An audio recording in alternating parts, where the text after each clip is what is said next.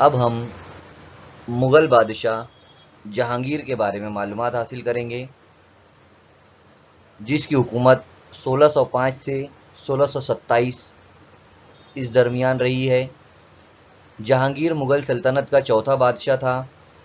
جہانگیر نے اکبر کی مذہبی پالیسی پر عمل نہ کرتے ہوئے اسلامی نظریات پر زور دیا، جس کی وجہ سے ہندو مذہب سے تعلق رکھنے والی عوام میں اس کا رد عمل دیکھنے کو ملا۔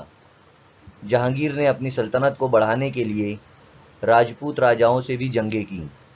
میواڑ کے راجا رانا امر سنگھ سے 1613 سے 1615 کے درمیان جنگ ہوئی۔ یہ جنگ آخر میں صلح پر ختم ہوئی۔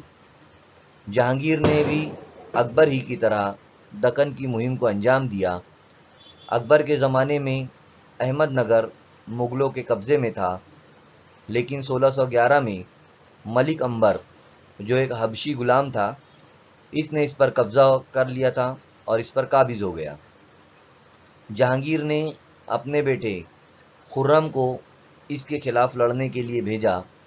خرم نے احمد نگر کو جیت لیا اور اسے شاہ جہاں کا خطاب دیا گیا، لیکن اس کے بعد بھی ملک امبر نے یہاں مغلوں کا قبضہ ہونے نہیں دیا اور اپنی گوریلا جنگی حکمت عملی سے وہ بار بار مغلوں کے حملوں کو روکتا رہا۔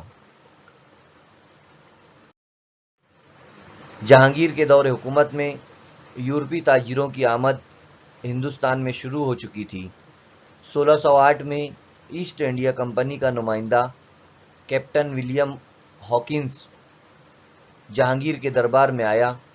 برٹش ایسٹ انڈیا کمپنی نے تجارت کا پروانہ حاصل کر لیا۔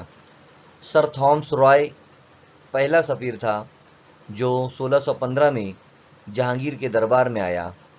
پہلی برٹش تجارتی پوسٹ سورت میں بنائی گئی۔ اس نے اپنی سلطنت میں شراب بنانے اور فروخت کرنے پر پابندی لگا دی تھی۔ جہانگیر پہلا بادشاہ تھا جس نے سب سے پہلے تمباکو پر پابندی لگائی۔ اس نے سرکاری افسروں کی طرف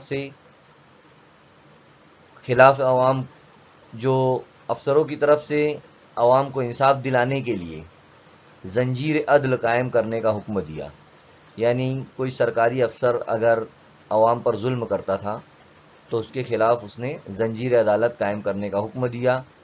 جہانگیر کا انتقال 1627 میں ہوا، جنہیں لاہور میں دفن کیا گیا۔